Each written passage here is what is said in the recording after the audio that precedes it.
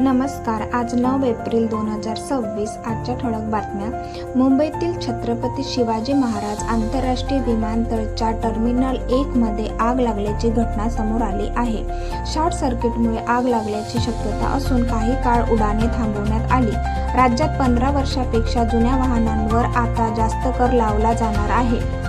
96,000 रुपये कोटी थकबाकीमुळे कंत्राटदारांचा संप सुरू असून रस्ते आणि बांधकाम प्रकल्पावर परिणाम होण्याची शक्यता आहे.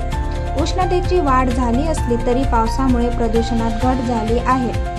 भारताने अमेरिका-इराण युद्धविरामाचं स्वागत केलं असून पश्चिम आशियात शांततेची अपेक्षा व्यक्त केली आहे.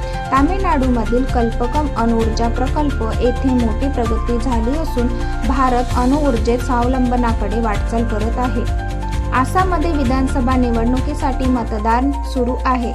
अमेरिका-इराण युद्धविराम तणावाखाली असून परिस्थिती अजूनही नाजूक आहे. लेबनॉनमध्ये इस्रायलने मोठे हवाई हल्ले केले असून शेकडो लोकांचा मृत्यू झाला आहे. मध्य पूर्वेतील संघर्षामुळे तेलाच्या किमती पुन्हा वाढताना दिसत आहे. धन्यवाद.